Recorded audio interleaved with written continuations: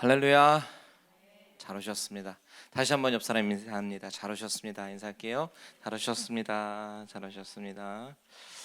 자, 오늘 같이 나눌 하나님의 말씀은 창세기 40장 말씀입니다. 창세기 40장 1절에서 마지막 절 23절까지 저와 여러분 같이 보려고 하는데요. 제가 가진 성경책은 구약 성경 61페이지 그리고 62페이지 있습니다. 다 성경을 펴시고 또 스크린도 참조하시면서 저와 여러분들은 한 절씩 교독하도록 하겠습니다. 창세기 40장 1절에서 23절 말씀입니다. 제가 먼저 읽겠습니다. 그 후에 애굽 왕의 술 맡은 자와 떡 굽는 자가 그들의 주인 애굽 왕에게 범죄한지라. 바로가 그 두 관원장 곧 술 맡은 관원장과 떡 굽는 관원장에게 노하여 그들을 친위 대장의 집 안에 있는 옥에 가두니 곧 요셉이 갇힌 곳이라. 친위 대장이 요셉에게 그들을 수종들게 하매 요셉이 그들을 섬겼더라. 그들이 갇힌 지 여러 날이라. 옥에 갇힌 애굽 왕의 술 맡은 자와 떡 굽는 자 두 사람이 하룻밤에 꿈을 꾸니 각기 그 내용이 다르더라. 아침에 요셉이 들어가 보니 그들에게 근심의 빛이 있는지라. 요셉이 그 주인의 집에 자기와 함께 갇힌 바로의 신하들에게 묻되 어찌하여 오늘 당신들의 얼굴에 근심의 빛이 있나이까? 그들이 그에게 이르되 우리가 꿈을 꾸었으나 이를 해석할 자가 없도다.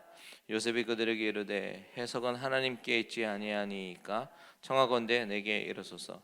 술 맡은 관원장이 그의 꿈을 요셉에게 말하여 이르되 내가 꿈에 보니 내 앞에 포도나무가 있는데 그 나무에 새 가지가 있고 싹이 나서 꽃이 피고 포도송이가 익었고 내 손에 바로의 잔이 있기로 내가 포도를 따서 그 즙을 바로의 잔에 짜서 그 잔을 바로의 손에 들였노라. 요셉이 그에게 이르되 그 해석이 이러하니 세 가지는 사흘이라. 지금부터 사흘 안에 바로가 당신의 머리를 들고 당신의 전직을 회복시키리니 당신이 그 전에 술 맡은 자가 되었을 때 하던 것 같이 바로의 잔을 그의 손에 들이게 되리이다. 당신이 잘 되시거든 나를 생각하고 내게 은혜를 베풀어서 내 사정을 바로에게 아뢰어 이 집에서 나를 건져 주소서. 나는 히브리 땅에서 끌려온 자요 여기서도 옥에 갇힐 일은 행하지 아니하였나이다. 떡 굽는 관원장이 그 해석이 좋은 것을 보고 요셉에게 이르되 나도 꿈에 보니 흰 떡 새 광주리가 내 머리에 있고 맨 윗 광주리에 바로를 위하여 만든 각종 구운 음식이 있는데 새들이 내 머리의 광주리에서 그것을 먹더라. 요셉이 대답하여 이르되 그 해석은 이러하니 새 광주리는 사흘이라. 지금부터 사흘 안에 바로가 당신의 머리를 들고 당신을 나무에 달리니 새들이 당신의 고기를 뜯어 먹으리이다 하더니 제3일은 바로의 생일이라. 바로가 그의 모든 신하를 위하여 잔치를 베풀 때에 술 맡은 관원장과 떡 굽는 관원장에게 그의 신하들 중에 머리를 들게 하니라. 바로의 술 맡은 관원장은 전직을 회복하며 그가 잔을 바로의 손에 받들어 드렸고 떡 굽는 관원장은 매달리니 요셉이 그들에게 해석함과 같이 되었으나 같이 있습니다. 술 맡은 관원장이 요셉을 기억하지 못하고 그를 잊었더라. 아멘. 자, 오늘은 창세기 40장을 통해서 감옥에 갇힌 요셉이 관원장들의 꿈을 해석하면서 바로 왕 앞에 나아가는 발판을 마련한 그 이야기를 저와 여러분이 살펴보려고 합니다. 자, 오늘 본문의 시작인 40장 1절에 가만히 보면요, 맨 첫 단어는 그 후에라는 단어로 시작해요. 그 후라고 하는 것은 요셉이 보디발의 아내의 유혹을 뿌리치고 억울한 누명을 쓰고 감옥에 갇힌 그 이후를 말하는 것이겠죠.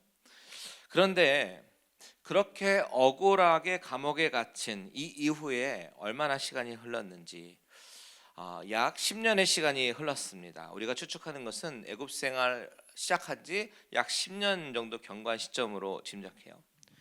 자, 감옥에서의 시간, 이 시간은요 분명히 억울한 마음을 누르면서 인내하면서 신실하신 하나님의 뜻을 발견하려고 발버둥 치던 그런 시간이었을 것입니다.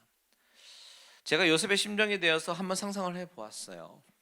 감옥에 있는 요셉은 과연 어떤 심정일까 생각해 보니까요, 하나님을 원망하기도 하면서 왜 나에게 볕단들이 절하는 그런 꿈, 별들이 절하는 꿈을 꾸게 하셨을까? 정말로 그 꿈의 의미는 무엇일까? 아니면 그 꿈은 과연 개꿈인가? 아니면 하나님이 과연 어떤 작정이라도 하셨을까? 그렇다면 그 작정은 어떤 작정일까? 정말 이런저런 생각을 막 하면서 형들도 원망스럽기도 하고 나를 믿어주지 않은 보디발도 원망스럽고 그리고 그 보디발의 아내도 원망스러웠을 것 같습니다. 정말 하나님을 두려워하는 신앙으로 하나님이 보고 계시니까 아무도 없는 곳에서도 범죄하지 않으려고 신앙 양심을 지키려고 했는데, 그런데 그 결과가 이렇다면 나는 왜 신앙 양심을 지키려고 하는 것일까? 무지 많이 고민하면서 하나님 앞에 하소연했을 것 같아요. 그런 인내의 시간 가운데 오늘 본문에서는 새로운 전환점이 되는 사건이 소개되고 있는데, 그 사건은 바로 관원장들을 만나서 그들의 꿈을 해석하는 것입니다. 자, 이 관원장들과 요셉은 어떻게 만났습니까? 1절에서 3절을 같이 한번 읽겠습니다. 시작. 그 후에 애굽 왕의 술 맡은 자와 떡 굽는 자가 그들의 주인 애굽 왕에게 범죄한지라. 바로가 그 두 관원장 곧 술 맡은 관원장과 떡 굽는 관원장에게 노하여 그들을 친위대장의 집 안에 있는 옥에 가두니 곧 요셉이 갇힌 곳이라. 당시 관원장이라고 하는 것은 상당히 고위직이었습니다. 자, 바로 왕의 얼굴을 맞대고 있을 수 있는 사람은 오직 소수였거든요. 정말 높은 직위만 갖고 있는 사람입니다. 갖고 있을 수 있는 것입니다. 왕이 보통 믿는 사람 아니면요, 그 위치에 있을 수가 없어요. 그런데 그들이 무엇인가 왕에게 잘못을 했대요.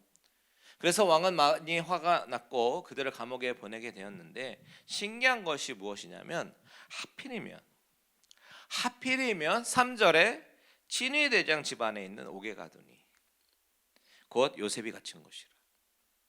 그들이 갇힌 곳이 하필이면 누가 있는 곳이에요? 요셉이 있는 곳입니다.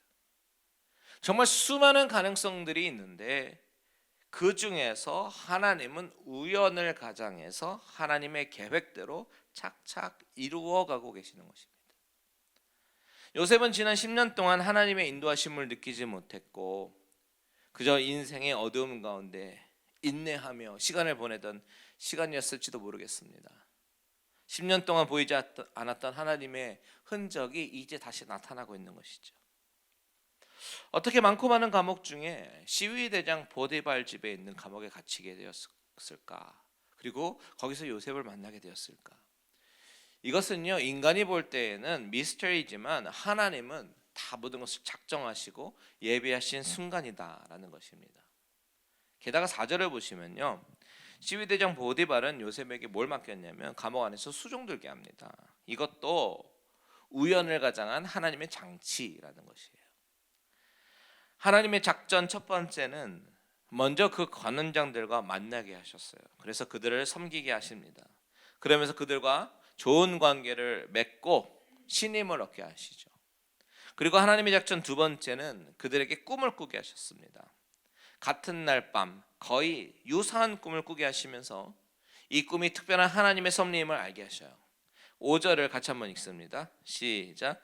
옥에 갇힌 애굽 왕의 술 맡은 자와 떡 굽는 자 두 사람이 하룻밤에 꿈을 꾸니 각기 그 내용이 다르더라. 자, 하필이면 같은 날 꿈을 꾸는데 그 내용이 상당히 서로 비슷하면서도 다른 꿈을 꾸었기 때문에 이들은 이 꿈을 무시할 수가 없었습니다. 게다가 그 당시에 꿈이라고 하는 것, 예전에도 설명드렸지만 미래에 대해서 이야기하는 예지적 성격을 가진 것이라고 사람들이 굳게 믿었기 때문에 이들은 이 꿈이 무슨 꿈일까 하면서 걱정하면서 근심하게 된 것이죠. 그래서 6절에 보니까 그들에게 어떤 빛이 있었다고요? 근심의 빛이 있었다라고 얘기합니다. 바로 이때 요셉이 이렇게 말하는 거예요. 8절 다 같이 한번 읽겠습니다. 시작. 그들이 그들에게 이르되 우리가 꿈을 꾸었으나 이를 해석할 자가 없도다. 요셉이 그들에게 이르되 해석은 하나님께 있지 아니하니까 청하건대 내게 이르소서. 자, 여기서 아주 중요한 한마디를 하죠. 그것이 뭐예요? 바로 해석은 하나님께 있다. 여러분, 이 말이 상당히 중요한 말입니다. 꿈 해몽은 학습이나 책을 통해서 막 학습돼서 익힐 수 있는 것이 아니라는 것이죠. 오직 누구로부터? 하나님으로부터 나온다라는 것입니다. 지금 요셉이 고백하는 것이 뭐예요? 하나님이 꿈이라는 어떤 잠재적인 영역까지도 통치하고 계신다라는 그 이야기를 하고 있는 것입니다. 그들에게 하나님을 소개하고 믿음의 선포를 하고 있는 거예요. 하나님을 모르는 자에게 우리 하나님은 말이죠 하면서 하나님을 소개하고 있는 것입니다. 지금 요셉은요, 감옥이라는 이 컨텍스트, 이 환경 가운데 하나님을 소개하고 있어요. 요즘 우리 주일날에도 감옥에서 하나님을 소개하는 바울을 보고 있는데 요셉도 그랬습니다. 여러분, 하나님을 정말로 사랑하는 사람, 그리고 하나님이 사용하시기로 작정한 사람은 그 상황이, 그 환경이 어떠한 상황이라든지 그것이 중요한 것이 아닙니다. 그저 내 안에 있는 예수 그리스도가 그냥 막 나오는 것이죠. 내 안에 가득 찬 것이 하나님의 사랑과 하나님의 은혜와 그리고 그 십자가로 충만해져 있으니까 내 입을 열면 뭐가 나와요? 악독한 말이 나오는 것이 아니라 내 안에 가득 차서 흐르는 하나님의 사랑과 은혜가 막 나오는 것이죠. 여러분, 우리도 이런 신앙을 가질 수는 없을까요? 예수로 가득 차고 하나님의 사랑과 은혜로 가득 차서 늘 언제나 어디서나 하나님을 증거하는 그런 사람들이 되시기를 주님의 이름으로 축원드립니다. 요셉이 감옥에서 담대하게 꿈의 해석은 하나님께 있습니다 라고 선포하니까요, 이 두 사람이 어떻게 하냐면 이 꿈의 내용을 요셉에게 말하기 시작하는 거예요. 9절에서 11절 같이 한번 읽습니다. 시작. 술 맡은 관원장이 그의 꿈을 요셉에게 말하여 이르되 내가 꿈에 보니 내 앞에 포도나무가 있는데 그 나무에 세 가지가 있고 싹이 나서 꽃이 피고 포도송이가 익었고 내 손에 바로의 잔이 있기로 내가 포도를 따서 그 즙을 바로의 잔에 짜서 그 잔을 바로의 손에 드렸노라. 자, 꿈을 이렇게 이야기했는데 이 요셉이 이 꿈을 어떻게 해석을 하냐면 이렇게 해석을 하지요. 세 개 가지. 이 세 가지가 뭐냐면 사흘이라고 얘기합니다. 사흘 후면 누구의 생일이에요? 바로의 생일입니다. 옛날에는요, 왕의 생일에 죄인을 풀어주기도 하고 혹은 죄인을 처형하기도 했던 그런 날이죠. 그런데 3일 후에 바로의 생일인데 이 술 맡은 관원장은 그 관직이 회복될 거라는 이야기입니다. 13절에 보면요, 지금부터 사흘 안에 바로가 당신의 머리를 들고 당신의 전직을 회복시키리니, 회복이 된대요. 그런데 문제는 떡 맡은 관원장이죠. 그의 꿈도 아주 유사합니다. 16절과 17절 시작. 떡 굽는 관원장이 그 해석이 좋은 것을 보고 요셉에게 이르되 나도 꿈에 보니 흰 떡 세 광주리가 내 머리에 있고 맨 윗 광주리에 바로를 위하여 만든 각종 구운 음식이 있는데 새들이 내 머리에 광주리에서 그것을 먹더라. 자, 새들이 등장하잖아요. 성경에요, 새들이 등장할 때 가만히 보면 긍정적인 부분보다는 부정적인 부분에 등장하는 경우가 많습니다. 예를 들어서 길가에 뿌려진 씨앗 누가 와서 먹습니까? 새가 와서 먹습니다. 그 새는 사탄을 상징하지 않습니까? 이런 식이에요. 그런데 이 요셉은 이 꿈을 어떻게 해석하냐면 이 새 광절이 또한 3일을 말한대요. 그런데 19절에 보니까 3일 안에 바로가 그 관원장의 머리를 나무에 매달 것이고 새들은 와서 그 사람의 고기를 뜯어 먹이리이다, 이렇게 말을 하는 것입니다. 이 표현은 사실 참수형을 이야기하는 것입니다. 참 요셉이 대단한 것이요, 이 꿈의 해석이 하나님이 주신 지혜로 한다고 하지만 이것을 또 곧이곧대로 전합니다. 스케리한 이야기까지도요, 조심스러운 이야기까지도. 이 말은 어쩌면 당신은 죽을 겁니다, 이런 사형 선고나 마찬가지인데 이 말을 담대하게 말할 수 있는 용기가 대단한 것 같아요. 그런데 요셉이 이렇게 담대하게 말할 수 있었던 이유는 뭐예요? 바로 이 해몽이 자신의 생각과 지혜로서가 아니라 하나님으로부터 온 것임을 너무나도 확실하게 생각했기 때문이지 않을까요? 그런데 오늘 본문에서 우리가 놓치지 말아야 될 구절이 있어요. 그 구절이 무엇이냐면 바로 14절과 15절입니다. 우리 같이 한번 읽겠습니다. 시작. 당신이 잘 되시거든 나를 생각하고 내게 은혜를 베풀어서 내 사정을 바로에게 아뢰어 이 집에서 나를 건져 주소서. 나는 히브리 땅에서 끌려온 자요 여기서도 옥에 갇힐 일은 행하지 아니하였나이다. 자, 요셉은 술 맡은 간원장이 복직될 것이라고 확신했고, 그가 복직이 되면 나를 생각해 달라고, 내게 은혜를 베풀어서 나를 이 집에서 건져 달라고 부탁합니다. 여기서 우리가 주목해 봐야 될 것이 무엇이냐면 요셉이 누구에게 부탁을 했느냐라는 것이죠. 바로 술 맡은 간원장입니다.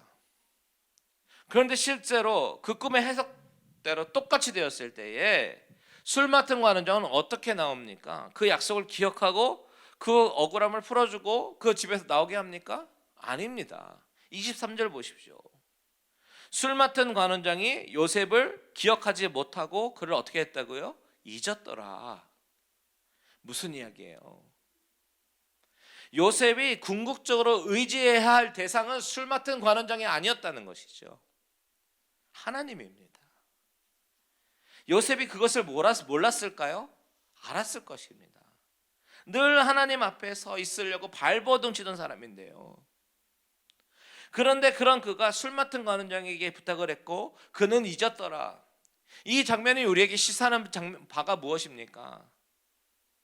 늘 우리가요 하나님 앞에 서 있으려고 노력하고 난 믿음으로 서리라, 은혜 받았어요, 그리고 또 주말 수양회도 갔다 와서 은혜 충만했습니다, 성령 충만합니다, 그러면서 나는 이제 하나님 은혜 안에 살 거야 다짐을 해도 순간순간 우리 마음 가운데 보이지 않는 하나님보다는 우리 눈에 보이는 사람을 의지하는 경우가 더 있다라는 것입니다.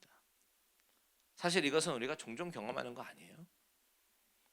우리가 아무리 은혜를 받고 하나님 의지하고 살려고 다짐하고 결단하고 기도와 말씀 가운데 거하려고 해도 막상 어려움이라는 이 상황 속에 갇혀버리면 눈에 보이지 않는 하나님보다 눈에 보이는 사람을 더 의지하는 연약한 본성이 드러나기도 합니다. 물론 하나님은 사람을 통해서 역사하시긴 합니다만 그렇게 역사하시는 그 통로, 그 사람 통로인데 그 사람을 더 의지하는 마음이 생긴다면 그것은 하나님께서 원하시는 그런 믿음이 아니죠. 사람에게 감사해야 될 것은 감사하고 하나님께 의지해야 될 것은 하나님께 의지해야 되는 것인 줄 믿습니다. 저는요 목회하면서 이와 같은 경우 참 많이 보기도 하고 또 경험하기도 합니다. 저도 목회자지만 때로 문득 나를 돌아보면요 사람을 의지하는 순간을 발견할 때가 있어요. 하나님은 사람을 통해서 역사하시고 일하시기에 그 사람과 같이 서로 감사하고 마음 맞춰서 일을 해야 되겠지만 우리가 주의해야 될 것이 무엇이냐면 그 일을 행하시는 여호와, 그분을 잊으면 안 된다는 것입니다. 하나님을 잊어버리고 그 하나님의 자리에 나의 도움이 되는 사람이 앉아버리는 그 순간 하나님은요 그 사람 의지하지 말라고 바로바로 교훈을 주시곤 합니다. 참 많이 경험합니다. 예레미야서에 보면 하나님은 이렇게 말씀하시잖아요. 이를 행하시는 여호와, 그것을 만들어 성취하시는 여호와, 이렇게 말씀하시잖아요. 하나님은 어떤 분이십니까? 하나님은요 하나님이 작정하시고 계획하신 일을 행하시는 분이십니다. 그것을 만들어서 성취하시는 분이십니다. 믿으십니까? 그분이 말씀하셔요. 일을 작정하고 계획하고 행하는 것은 내가 할 테니까 너는 나를 신뢰하고 따라오기만 해라. 너는 내게 부르짖고 기도하면 내가 이 모든 것을 인도할 것이고 내가 모든 일을 다 이룰 거야 라고 말씀하셔요. 우리 다 같이 예레미야 33장 2절과 3절을 같이 읽겠습니다. 시작. 이를 행하시는 여호와, 그것을 만들어 성취하시는 여호와, 그의 이름을 여호와라 하는 이가 이와 같이 이르시도다. 너는 내게 부르짖으라. 내가 내게 응답하겠고 내가 알지 못하는 크고 은밀한 일을 내게 보이리라. 아멘. 여러분, 우리가 부르짖어야 할 대상이 누구십니까? 하나님이십니다. 그분은 일을 행하시는 분이시고요, 성취하시는 분이시고 응답하시는 분이시고 크고 은밀한 일을 나에게 보이시는 분이십니다. 그분을 전적으로 믿고 신뢰하길 바랍니다. 눈에 보이는 것이 전부가 아니에요. 우리가 자꾸만 그것을 잊어버리니까요, 사람을 의지하게 되고 그 사람은 나를 잊어버립니다. 하지만 하나님은요, 나를 잊어버리지 않으신다. 믿으십니까? 요셉이 순간 하나님이 아닌 술 맡은 관원장을 의지하려고 했을 때 술 맡은 관원장은 요셉을 기억하지 못하고 그를 잊었더라라고 말을 합니다. 요셉은 그렇게 2년이라는 시간을 더 감옥에서 보내게 돼요. 41장 1절 첫 구절에 보니까요, 만 2년 후에라고 쓰여 있잖아요. 바로가 꿈을 꾸고 요셉이 다시 생각나기까지 2년이라는 세월을 더 보내야 했습니다. 그런데 그 2년이라는 세월, 요셉에게는 너무나도 길고 긴 답답한 세월이었을 것이에요. 그런데 그 2년이 요셉에게는 답답하고 의미 없는 시간, 술 맡은 관원장에게 원망했던 그런 시간이었을지는 모르겠지만요, 하나님에게는 의미 있는 시간이었다라는 사실이죠. 무슨 말이냐면, 자, 관원장이 요셉을 잊었다라고 하는 것은 어떻게 보면 하나님의 섭리 안에 있는 것이죠. 잊어버린 것이. 하나님이 바로 관원장이 복직되자마자 요셉을 기억나게 하셨더라면 어떻게 되었을까요? 이야기의 양상은 많이 달라졌을 것입니다. 관원장이 약속을 지키고 왕 앞에 나가서 내가 요셉이라는 사람을 만났는데 참 억울한 사람입니다, 좀 풀어주십시오라고 해가지고 풀렸다고 치자고요. 그럼 요셉은 어디로 갔겠습니까? 보디발의 집으로 다시 갔겠습니까? 아니요. 아마 형과 아버지가 있는 집으로 다시 갔거나 아니면 제3세계로 갔겠죠. 그런데 그렇게 되면 어떻게 됩니까? 하나님이 야곱의 가정을 구원하시려고 하는 그 계획에 차질이 생기는 것입니다. 다시 말하면 이 2년의 세월도 하나님의 작정 안에 있는 시간이었다라는 것입니다. 그렇다면 이 상황이 우리에게 주는 교훈이 뭐예요? 바로 사람이 기대하는 타이밍과 하나님이 작정하신 타이밍은 다르다라는 사실입니다. 물론 이 2년 동안 요셉은 실망하고 자신의 신세에 대한 어떤 처량함으로 처절하게 하나님께 울고 매달리면서 기도했을 거예요. 하나님, 언제까지 기다려야 됩니까? 나는 이렇게 억울한데 왜 나의 억울함은 풀어주시지 않습니까? 이대로 사람들에게 잊혀지고 감옥에서 죽게 되는 것입니까? 이렇게 하소연하면서 더욱 감옥의 골방에서 깊은 기도로 철저하게 낮아졌을 거예요. 자신의 눈에 보기에는 조금만 이렇게 관원장이 도와주면 자신이 나올 수 있을 거라고 계산했는데 그것은 하나님의 타이밍이 아니었던 것이죠. 하나님은 철저하게 더 낮아져서 하나님만을 붙잡고 하나님만을 의지하기를 원하셨던 것입니다. 여러분, 우리도 바라고 기도하는 기도 제목들이 있으실 거예요. 그런데 그 기도 제목을 가지고 기도하는 것이 10년이 지났다, 20년이 지났다, 이것 상관없이 그것이 우리를 어떻게 보면 참으로 지치게 할 수 있겠지만 우리도 철저하게 하나님의 타이밍을 기다리기를 원합니다. 그리고 그 사람을 의지하기보다는요, 철저하게 하나님을 의지해야 되는 거예요. 내 생각과 하나님의 생각 다르잖아요. 이사야 55장에서 그렇게 말씀하잖아요. 내 생각은 너의 생각과 다르다고. 하나님의 생각은 더 깊고 더 높고 감당할 수 없는 하나님의 경륜이 있으심을 믿으시기 바랍니다. 여러분, 우리 눈에 보이는 것이 전부가 아니에요. 눈에 보이는 시위대장이 전부가 아니고 눈에 보이는 관원장이 전부가 아니고 눈에 보이는 감옥이 전부가 아닙니다. 모든 눈에 보이는 세계 뒤에 모든 것을 운행하시고 계시는 그 하나님을 바라보고 그를 신뢰하며 믿음으로 승리하는 저와 여러분들 되시기를 주님의 이름으로 축원드립니다. 아멘.